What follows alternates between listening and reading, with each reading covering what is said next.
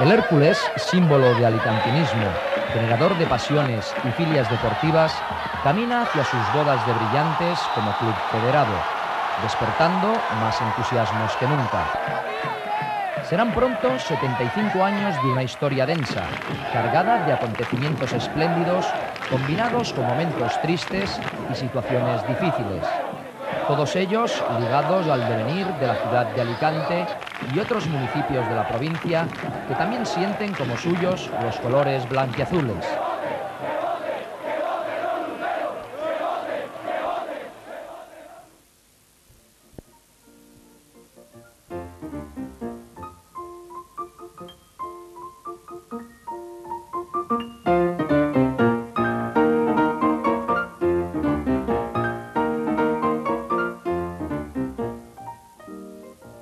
Toda nuestra historia futbolística alicantina comienza cuando finalizaba el siglo XIX y unos marineros ingleses del buque Theseus, que había traído hasta Santa Pola a científicos de su país para estudiar el eclipse de sol del 28 de mayo de 1900, se distraían en la playa jugando al fútbol, deporte hasta entonces desconocido en nuestra tierra.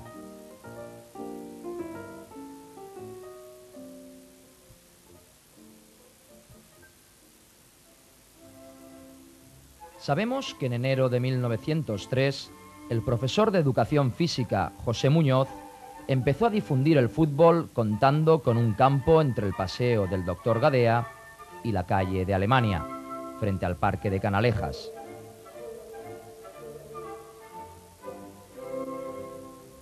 Se constituyeron dos equipos que se llamaron Blanco y Azul, por los colores de la bandera alicantina. Al año siguiente, octubre de 1904, se creó la primera sociedad futbolística, el Sportmans Club Lucentino.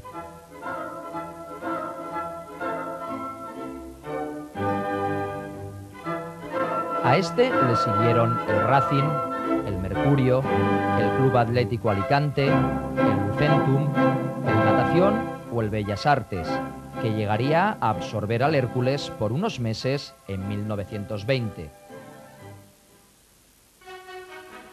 Pero fue un modesto chaval, jorobado al haberse caído por las escaleras de su casa cuando tenía 2 años, el que barruntó en 1914 la creación de un equipo, que deseando lo poderoso, llevaría el nombre del mitológico Hércules, símbolo de una fortaleza imbatible como la que deseaba inculcarle a sus jugadores. Aquel joven se llamaba Vicente Pastor Alfonsea, conocido popularmente por el Chepa, y era mancebo de farmacia.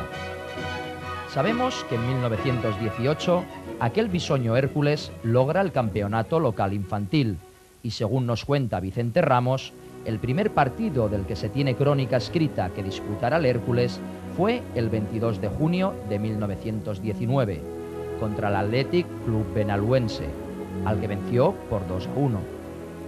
Vestían por entonces los herculanos camisetas rayas blancas y rojas, mientras la blanquiazul correspondería a otro equipo alicantino que se constituiría en 1919, el Club Natación Alicante. Una vez desaparecido este, tomaría el Hércules sus símbolos actuales, participando por vez primera con camiseta blanca y azul. Era el 4 de noviembre de 1928. El 20 de octubre de 1922, el gobierno civil aprueba el reglamento del Hércules y el día 25 es admitido en la Federación Regional Levantina, fecha en la que se puede dar por oficialmente creado el club, pasando la presidencia de José Macià Enebra a Alberto Misó Ferrandiz. 35 eran los socios con que se contaba. Estas son, sin lugar a dudas, las imágenes más antiguas de cine que se conocen del Hércules. Aquí vemos a Jover, Torregrosa, Santos, Monllor, Pepito, López, Suárez, Gorgé, Devesa, Aiguadé y Daniel, que vencieron por 5-0 en partido memorable al Osasuna el 24 de junio de 1929 en el campo de la Florida. El saque de honor lo realizó el popular Muñeco Gutiérrez, jefe del negociado de incobrables de la Dirección General de Cuentas Atrasadas. Gorgé, Devesa, Aiguadé y Daniel marcaron los tantos en los primeros 25 minutos. La larga relación de títulos, copas y campeonatos conseguidos por el Hércules a lo largo de casi 3/4 de siglo de existencia se encuentra recogida en libros y hemerotecas, quedando para el recuerdo en esta sala de trofeos que posee el club en el estadio José Rico Pérez. Ya en la temporada 23-24 conseguiría el campeonato de la Federación Regional Levantina de Clubs de Fútbol. Pero vamos a ver, de la mano del gerente del club, Vicente Company, los trofeos más significativos. Esta es la primera copa que hay en esta sala de trofeos del Hércules, corresponde al Campeonato de España de Amateur del año 30. Esta es la copa de campeón del ascenso a Primera División del año 34-35, también una de las emblemáticas del club. Después, aquí en este lado tenemos otra también, que es de la Federación Murciana, del campeonato regional que se jugaba en aquella época, que corresponde al año 39 también. En este panel existen copas muy antiguas, las conservamos todas con mucho orgullo porque son todas del año 30, 40, cual aquí tenemos, pues todos estos trofeos son Ciudad de Alicante, junto con algunos más que tenemos en este panel de aquí. Y lo demás pues ya son todo copas regionales, copas de trofeo como diputado fuera de Alicante, como el trofeo La Carabela de Plata de Cartagena. El primer gran triunfo nacional arribaría el 1 de junio de 1930, cuando este equipo que vemos en las imágenes llegó a la final del Campeonato Amateur de España, jugado en el flamante estadio barcelonés de Montjuïc, en presencia de los reyes Alfonso XIII y Victoria Eugenia.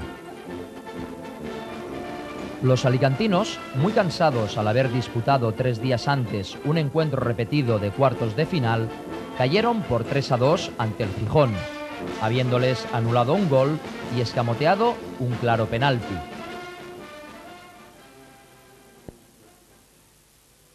Merced al impulso económico del empresario francés afincado en Alicante, René Bagden de Lille, y de su hijo Renato, tesorero del Hércules, en solo 6 meses, con proyecto del famoso arquitecto Juan Vidal, se construiría un magnífico estadio que llevaría por nombre el apellido del mecenas castellanizado, Bardín.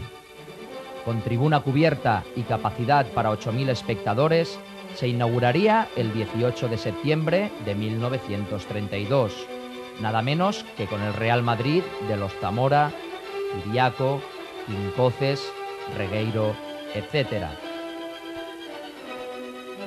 El equipo inicial herculano estuvo compuesto por Jover, Torregrosa, Masías II, Páez, Gámiz, Tarrasa, Ramonzuelo, Nieto, Gorgé, Aracil y Macía I. Ganaron los merengues por 0-2, tantos de Páez en propia puerta y Vestit. El Hércules de entonces ya tenía un extranjero en sus filas, el entrenador inglés Mr. Walter Harris, y el coqueto estadio Bardín, levantado frente al cuartel de Benalúa, fue un talismán para el Hércules, que en 3 años pasó de tercera a primera división. El 28 de abril de 1935 vencía el equipo herculano al Celta de Vigo por 1-0, marcando Blázquez el histórico gol que posibilitaba el primer ascenso del Hércules a la División de Honor del fútbol español. El mítico Pedro Escartín arbitró el decisivo encuentro. Aquellos héroes blanquiazules que hicieron historia fueron Pérez, primer internacional que tuvo el Hércules, Maciá, Orriols, Salvador, Moro, Mújica, Irles, Tatono, Blázquez, Deniz y Roldán. La primera temporada en la División de Honor quedó el Hércules en un meritísimo 6º puesto, empatado a puntos con el Barcelona, que fue 5º, y a solo 7 puntos del líder, el Athletic de Bilbao. Y fue en 1936 cuando consiguió la mejor clasificación de su historia en la Copa, llegando a las semifinales, donde fue eliminado por el Real Madrid. En aquel equipo jugaba de centrocampista Salas, que como único superviviente de esa brillante época nos va a ofrecer un testimonio de indudable valor. El fútbol que se jugaba antes era muy rudo. Hoy sabemos jugar muy bien. Y sobre todo tirarse. Eso de tirarse al campo, eso lo saben muy bien, muy fácil. Pero muy diferente.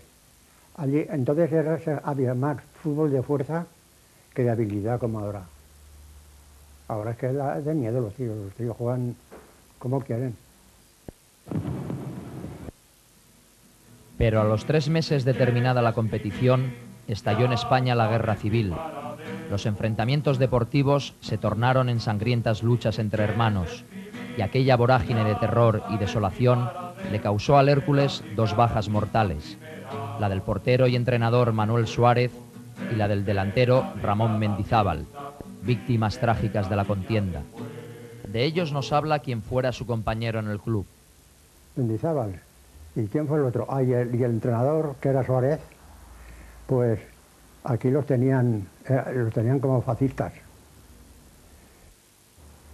Y Suárez era un gacho que le pegaba el balón de miedo.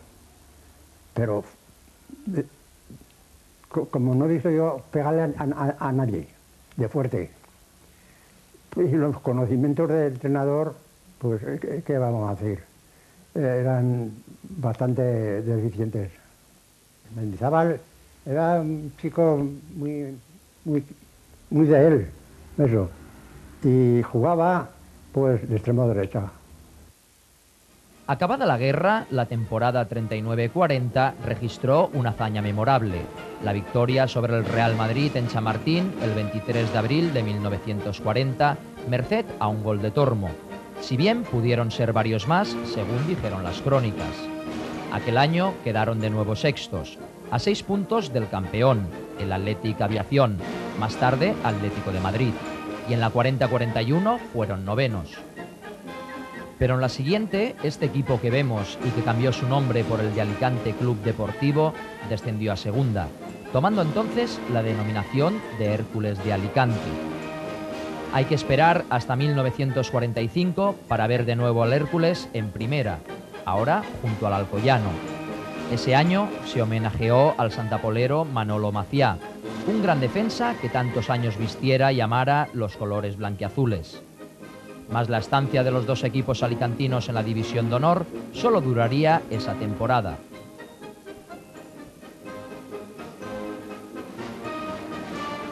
Luego el Hércules vio pasar los años en segunda con la decepción de los aficionados que dejaron de acudir al campo, agravándose la situación económica hasta tal punto que en mayo de 1949 Renato Bardín Mas presentó una demanda judicial contra el club reclamando 829.500 pesetas, así como los atrasos en el alquiler del estadio de su propiedad. Esta que vemos fue precisamente la formación del equipo en aquel año donde despuntara Calsita, delantero centro, realizándose en junio una gira por Argelia que se inició con una victoria por 7-4 frente al Orán. El Hércules se promocionó para el ascenso en 1953, con Alfonso Guissot de presidente, que dimitió para dar paso a Juanito Pastor, el que fuera boxeador y primer deportista alicantino participante en unos Juegos Olímpicos, los de París de 1924, consiguiéndose el ansiado ascenso en el 54, con Amadeo Sánchez como entrenador y este equipo que contemplamos en las imágenes. Va a ser uno de ellos, Ernesto, quien nos rememore cómo se vivía el fútbol en Alicante hace más de 40 años y las peculiaridades de aquel Hércules. No era un equipo de fútbol, era una piña de amigos que nos gastábamos todas las bromas, allí no se enfadaba nadie. Y mira, llegamos y nos clasificamos para la liguilla. Y en la liguilla me acordaré de toda la vida que al tercer partido le hacía el Hércules un homenaje a Pina.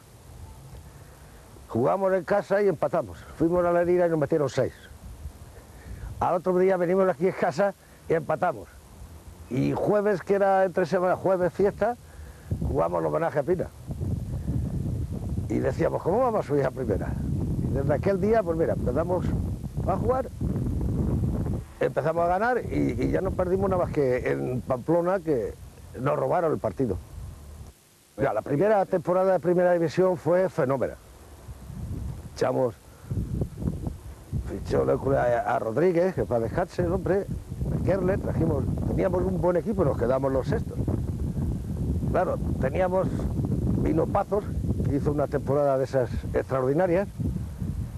Nosotros no nos concentrábamos, a comer, el año que ascendimos, a comer al Hotel Pastor. De allí comíamos, de allí a jugar. Eso cuando un partido era un compromiso, además, no. Una hora antes al campo y ya. La imposibilidad de ampliar las más de 12.000 localidades con que contaba el campo de Bardín propició que el Hércules marchara a jugar sus partidos al campo de la Viña, así llamado por ser propiedad de Casimiro de la Viña, que lo arrendó por 5 años, debiendo el Hércules pagarle 15.000 pesetas anuales. Volvieron los blanquiazules a jugar contra los grandes y Alfonso Guixot a la presidencia, quedando nada menos que sextos en la tabla clasificatoria, como nos recordaba Ernesto, destacando el guardameta Pazos, que más tarde pasaría a defender la portería del Elche. Pero la temporada siguiente, 55-56, comenzó mal. El 6 de noviembre jugaba el Real Madrid en Alicante, debutaba en el banquillo Iraragorri, y el Hércules perdió por 4-0, sufriendo el presidente Guixot un infarto del que no se recuperaría.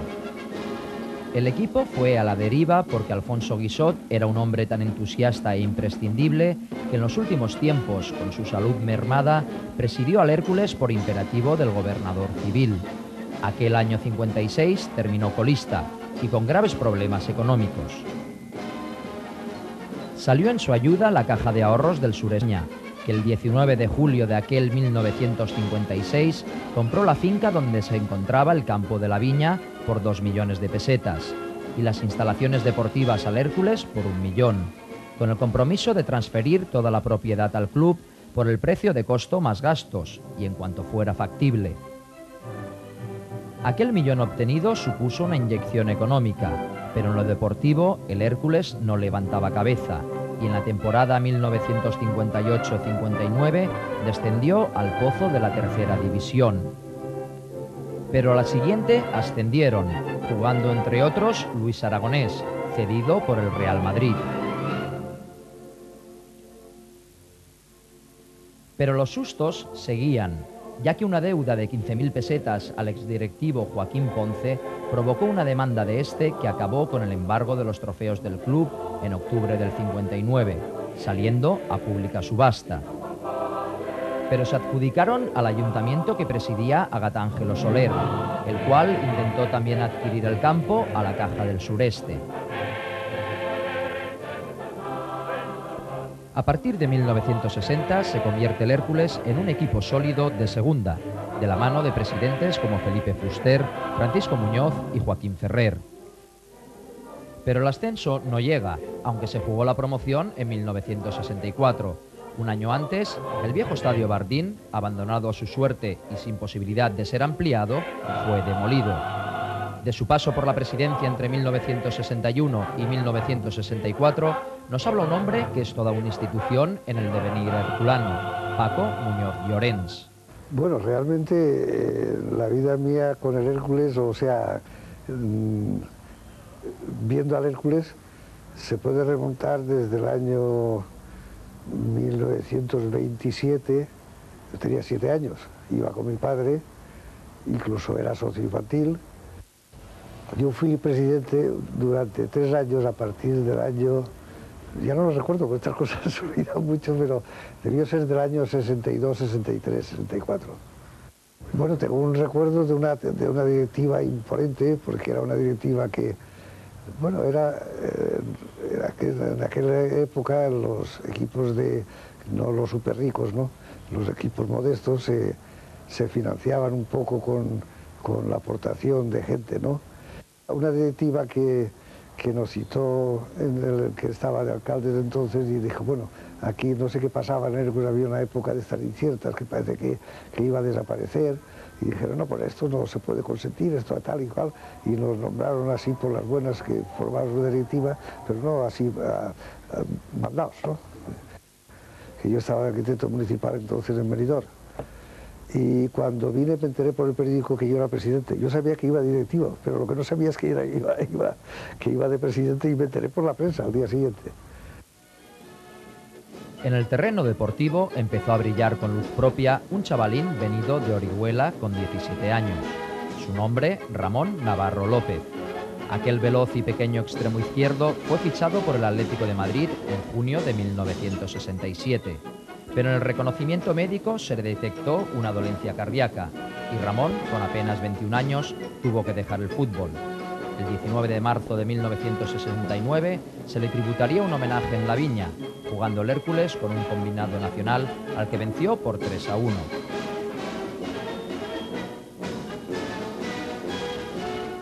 Pero vayamos por partes, porque el Hércules consigue, de la mano de Joaquín Ferrer Estengre, un sobrino del escritor Gabriel Miró, que había hecho fortuna en Venezuela, y bajo la dirección técnica de Luis Belló, el ascenso a primera en 1966.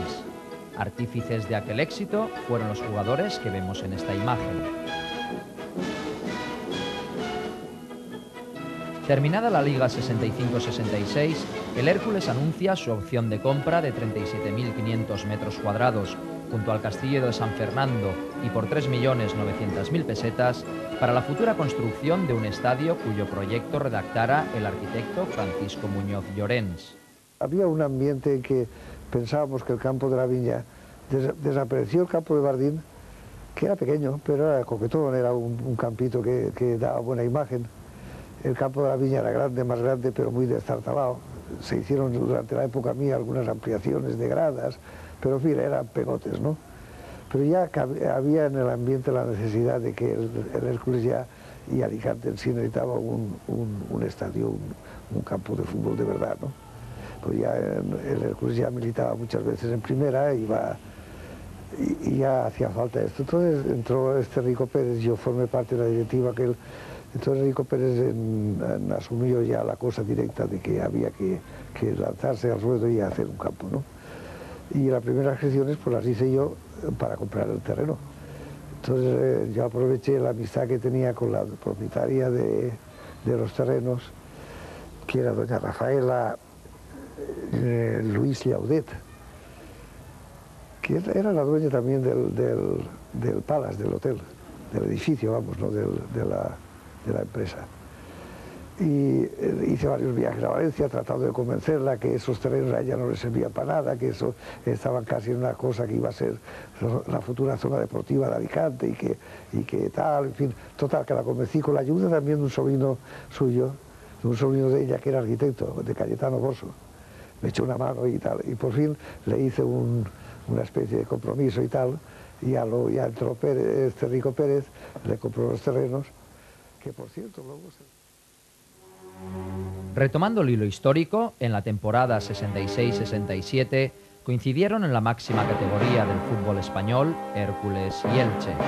Entrenaba a los blanquiazules Vicente Dauder. Mas a pesar de los fichajes, entre otros un nuevo técnico, Eduardo Toba, ya mediada la liga, el Hércules acabó penúltimo y sufrió severas derrotas como esta que contemplamos en su propio campo frente al Real Madrid, que venció 0-5.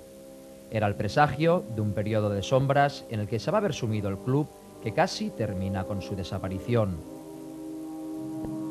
En la temporada 67-68 también terminó el Hércules en penúltima posición, con lo que protagonizó un nuevo y decepcionante descenso a tercera.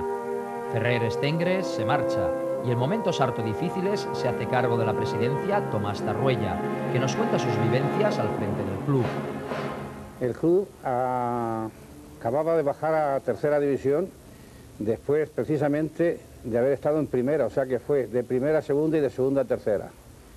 En aquel tiempo la tercera era un pozo sin fondo y, aunque sea lamentable decirlo, creo que eché el pie para adelante cuando nadie quiso echarlo. O sea que tengo un granito de arena aportado a la historia del Hércules, porque aunque todo tiene méritos, todos los directivos que han estado tienen sus méritos, en los tiempos difíciles es cuando hay que ver el que es herculano. Y yo en aquel entonces era mitad herculano, mitad manchego, porque yo había sido de la directiva del Albacete, pero no sé por qué el Hércules, cuando estaba en primera allí, nosotros veníamos hasta en ambulancias y en camiones de aquellos que venían en aquella época al campo de la Viña a ver al Hércules. Yo recuerdo partidos contra el Madrid, contra el Bilbao, y le tenía mucho cariño. Y claro, ya luego al venirme aquí, para mí era un honor muy grande, una satisfacción tremenda, y sobre todo que consideraba al Hércules como un equipo, como lo es, un equipo señor y un equipo de muy mucha categoría. Van a decir que no soy modesto, pero yo creo que el principal logro fue que no desapareciera, porque los que recuerdan aquella época saben que estuvo en un tris de desaparecer, y lo encaminamos. Otro de los logros que estoy muy satisfecho es que jamás en el Hércules han jugado tanto jugador alicantino y de la cantera, cuando yo fui presidente, y también es notorio que lo hice 2 años campeón de tercera, y el ascenso a segunda, yo fui el que promoví que se hiciera este campo donde estamos ahora, y para ello pedí el rescate al Ayuntamiento de Alicante y a la Caja de Ahorros. O sea que el propulsor fue mi junta directiva y un servidor del principio de este campo en el que nos encontramos ahora. El Hércules era Hércules de Alicante. Tal vez lo hice para tocar un poquito en el corazón de los alicantinos por la situación en que nos encontrábamos, y entonces empezamos a pasear por España el nombre de Hércules de Alicante, y el nombre oficial del Hércules es Hércules de Alicante, que creo que algunas veces, o veo que algunas veces, por ejemplo, ahora sería muy bonito que en televisión se le dijera Hércules de Alicante por los periódicos en todos los sitios. Claro, es sociedad deportiva, no puede ser, pero es Hércules de Alicante. Teníamos un equipo que causaba respeto a los árbitros, y los árbitros nos pitaban a favor. Porque yo me acuerdo que hasta incluso, es una anécdota curiosa, en un partido que César le protestó al árbitro, íbamos ganando 3-1 en Águilas, y César le dijo al árbitro, y el árbitro se le volvió y le dijo a César: hombre, por Dios, don César, si ya van ustedes ganando, no me eche usted el público. Don César, por favor, yo haré lo posible, pero no se me enfade usted. Pero ese Hércules que estaba sumido en el pozo de la tercera división renacerá de sus propias cenizas gracias al ánimo de unos jugadores, a la ilusión de unos directivos y al empuje de una afición leal. Ello propiciará que el equipo vuelva a figurar tras vivir momentos espléndidos entre los grandes del fútbol español.